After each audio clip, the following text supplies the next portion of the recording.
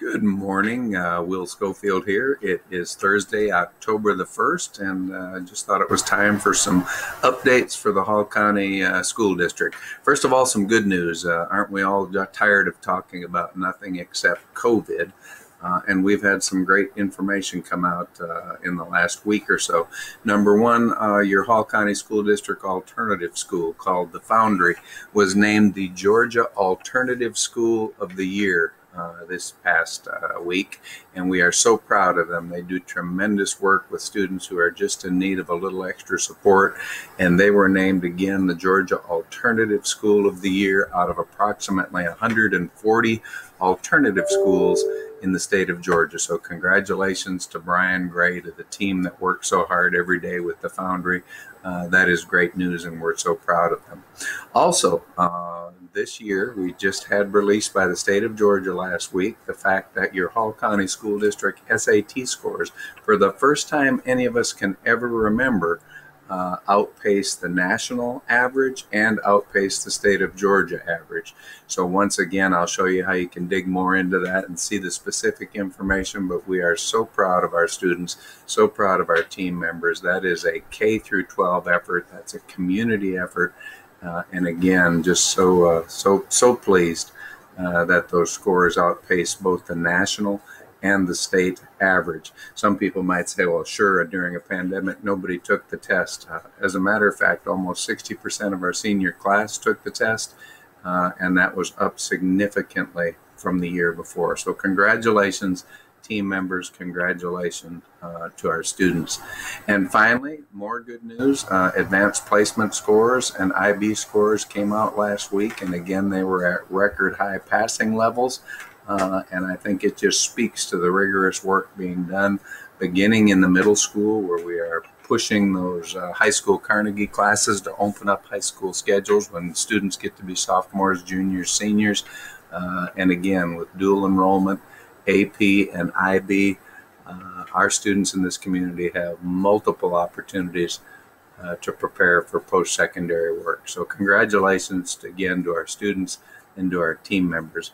Operationally, I just want to bring people up to date. I'm actually going to pull up our website because continue to get some questions on a rather regular basis about quarantines. Please keep in mind that, first of all, quarantines are utilized to protect people. They are called on by the Georgia Department of Public Health. And I've had some people say, you all haven't updated us on COVID information on the website since June.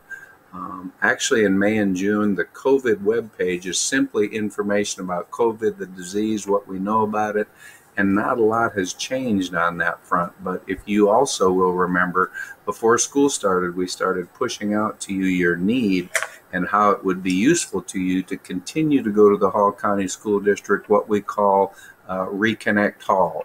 If you go to hallco.org, and you can see here, first tab, I've got my cursor over it right now, Reconnect Hall. If you will go to Reconnect Hall, I think you will find that a lot of your questions about sanitation, a lot of your questions about when students are quarantined, you can find them here. In particular, I would suggest that one of the most helpful links for you, because we are quarantining anywhere from 2 to 3% of our student body on a daily basis to try to keep everybody safe, to keep the spread of the disease down. But in particular, this link, Employees, Students, Return to School, the Decision Tree, I'll be the first to admit, and again, please click on the first link, when an employee or student may return to school or work, the decision tree. This was posted before school began. It hasn't changed, and we wouldn't expect it to change. You can see on here the definition for what a close contact is.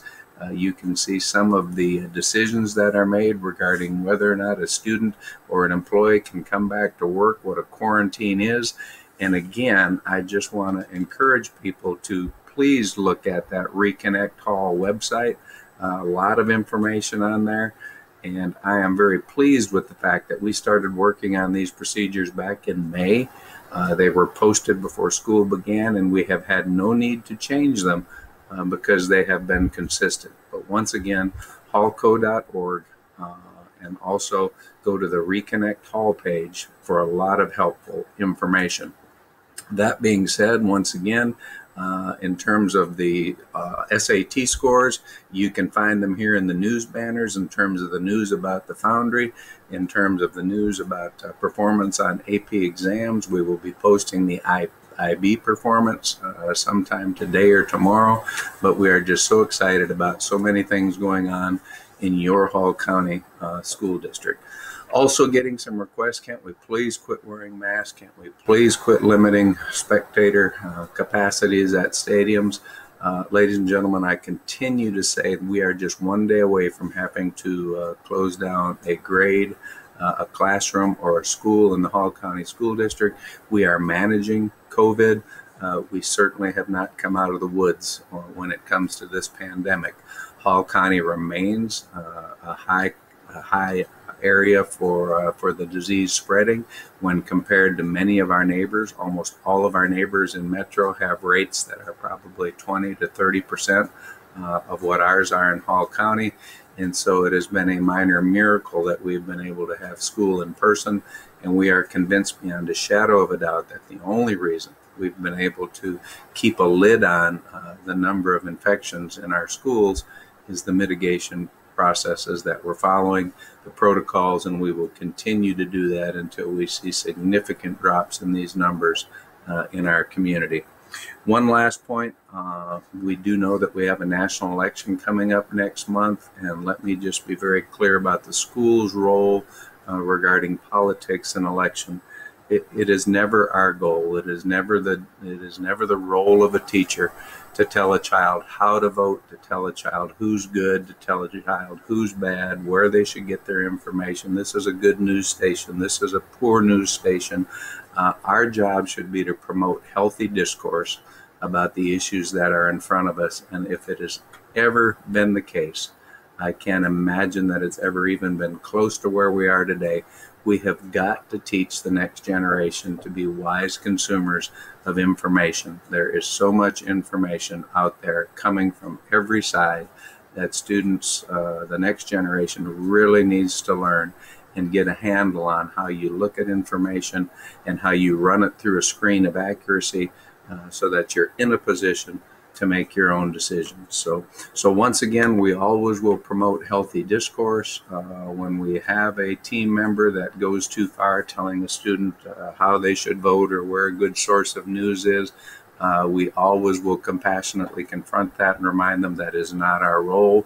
It is our role to have discourse, to teach discourse, and then to teach people to be wise users and consumers of information. So thank you for the opportunity to serve the Hall County School District boys and girls. We'll be back again soon. There should be these bullet points that come out with this so that if you don't want to watch videos, you can just get the high points off the bullets. And again, we appreciate you and thank you for letting us serve the boys and girls of Hall County.